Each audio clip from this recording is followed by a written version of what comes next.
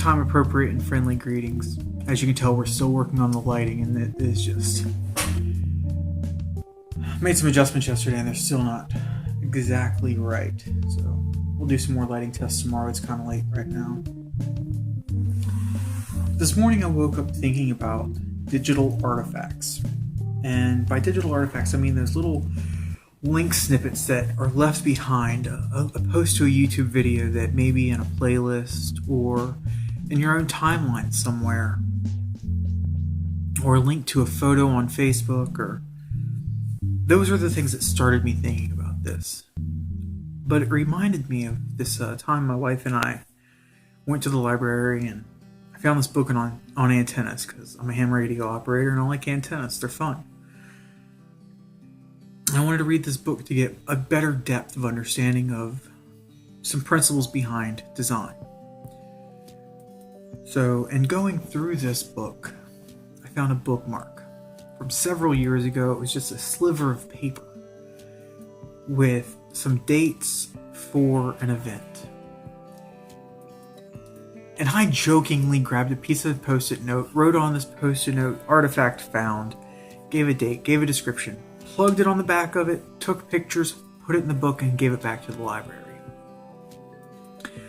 I had such a great find of this stupid bookmark, and I may be the next person to dig this bookmark up in a year or two.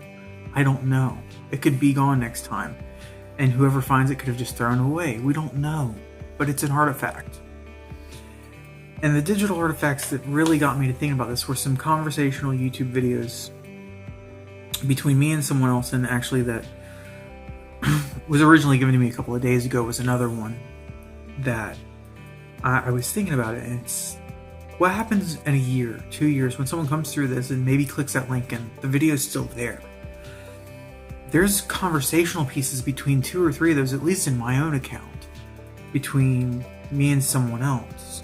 And I'm sure there's other YouTube videos out there that people have conversated that aren't public videos. They're just unlisted. But those links are only found in comment sections. And the digital archaeologist who's going to go back and piece those conversations together, what if they only find half the conversation? Wow. That's going to be really an interesting find. And that's what I've had, really been thinking about. And what really, as I was thinking about all of this and preparing for today's video, I had to go and look up some terms, because I really love learning. And I figured if we're going to use this term artifact, we should define it to make sure we know what we're talking about.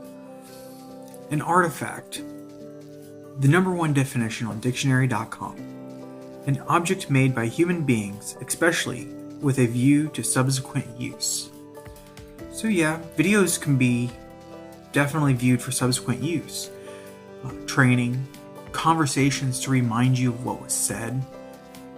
I've gone back and listened to videos before to form responses and rebuttals and to build a conversation to make sure I had my points correctly.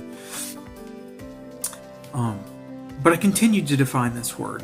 And one of my favorite definitions that I found today was any feature that is not naturally present, but is a product of an extrinsic agent, method, or the like. And the reason I like that is it made me had to go find the word extrinsic. And after I looked it up, I thought about my context clues and thought about how words are built to really know that I could have figured this out a little bit more on my own. But dictionaries are fun.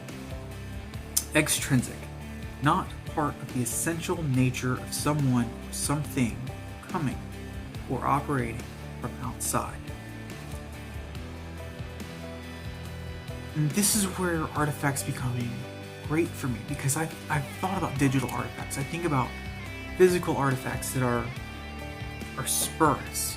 They're not meant to be there. They're not meant to be artifacts. They are meant for so many other things. Mainly, they're just meant to be thrown away. Things like that bookmark. Things like pens stuffed in a notebook. Things like post-it notes.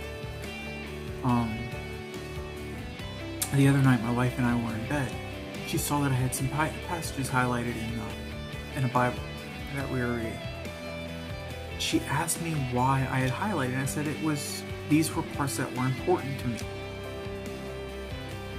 And in those contexts, you kind of can pick up, okay, this is probably what this is speaking to me, but there's times I've highlighted in a regular book, a passage, and without context around that, those are like a box of orange juice on the table. And that's a reference to a podcast called The Message, in which he said that someone else looking in this house who has no idea of human customs or traditions would see this box of orange juice on a table and not understand anything why it's there. And to anybody who knows the situation, it is a sore thumb that speaks volumes. But what happens when we highlight and that sore thumb that speaks volumes now means nothing other than why is there a box of orange juice on the table? I hope that our digital archaeologists in the future have just this easy time of finding things and piecing them together. But sometimes I don't think they will. I think people will have videos unlisted, deleted, accounts shut down. And that makes you wonder what will happen to the digital archive, the digital artifacts that are here today, but will be gone tomorrow. I'm not sure what this conversation will bring from anybody else, but that's kind of where I'm at with it today. I hope you had a great day. I hope you have a great tomorrow, and I'll speak to you then. Maybe about something other than craziness, and hopefully the lighting will be better. Because it seems that my lighting changes, and I can't figure it out. It's probably due to the clip I put up under that lamp. So, we'll talk to you tomorrow.